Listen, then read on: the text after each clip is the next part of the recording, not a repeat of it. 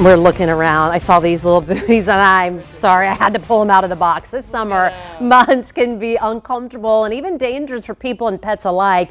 Remember, if it's hot for you, it is even warmer for your pets. And Dr. Rachel Campbell back, the medical director for Pet Wellness Clinics, and she's on the red couch with tips on keeping our family friends, our furry ones, healthy while it's hot. Why don't we just start with these since I have them in my hand? Yeah. But we're thinking about just how hot the asphalt can be. Absolutely. But sometimes we don't think about it. Well, of course, yeah, because we have shoes on. And, you know, it really does depend on your pet and how much exposure they actually have to surfaces like that. Yeah. You know, if you live in an apartment and your dog is on carpet a lot and they don't go out a whole lot, then their paw pads really aren't built up very much. That asphalt, that concrete, I mean, that can be so hot. Yeah. You really got to think about touching that first and, of course, allow them to pop off of that into the grass if they need to. Yeah, you know? Or these cute Put these little booties on. Booties I mean, are so cute. And they're the cutest things I've ever seen. Obviously, it's up to whether or not your pet's going to let you put them on and keep them on. So if it is something that you really are going to go into a certain specific situation where you think you might need them, try them on at home, try to positive reinforcement, lots of treats when they wear them. You know, you got to keep them moving, but they're adorable. Hey, real quick, we put up these safety tips, so I want to make sure that we talk about some of them since that's what's on the screen. Do we need to limit the dog park visits too much, or what do you think about that as far as how, I mean, they can still go, Of course, right? Yeah, it's just like us. When we go, you just got to think about the weather and think about how long you're going to be there and make sure you're bringing plenty of things to cool them down, water, make sure they have plenty of access to shade, and know your dog. If they have any major medical condition, you know, then when it's that super hot weather, you just go outside the bathroom, back inside. Really shouldn't be pushing stuff like that. Yeah, I want to talk about what's in your hand. Yeah, right this what is like one of those cooling this? pads. I just took it out of the thing.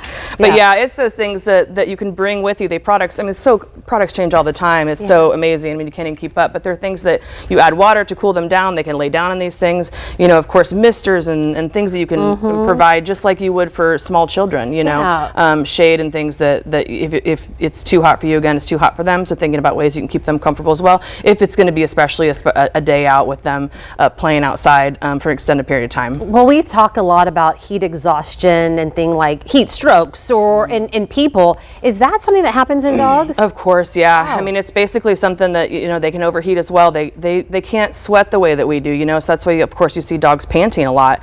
They need definitely to be kept a very close eye on, of course, in these types of weathers. But heat stroke, heat exhaustion, I mean, it's scary, but you can see if the dog, of course, were to collapse or seem disoriented, stumble.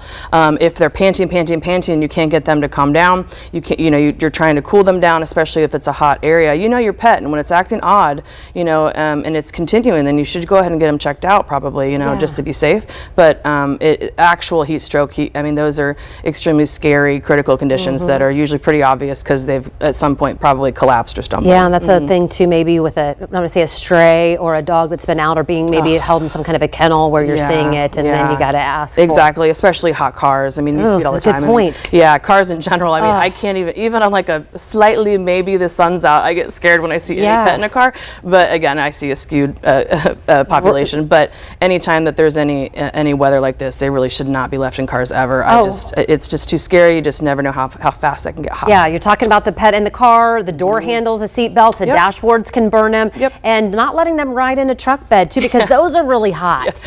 It's hot and dangerous. Dangerous. Yeah, I've definitely seen a lot of injuries from dogs that you think they'll stay in there, and then, you know, there's also some pretty exciting stuff out there that they might need to jump out at a stoplight or you know, and there's a car passing by. So of course that's something that you know, people do what they can to keep their pets happy and get them where they need to be, but you got to be careful, of course. We are out of time. Again, fox59.com, though, if you would like to learn more information. Pet Wellness Clinics has several locations all over central Indiana. So good to see you. Nice to see you Jim as well. O'Brien, would either of your dogs, if they had the right size, wear these cute little things? I'm not sure Cowboy would probably wear those, but it's worth a shot. All right.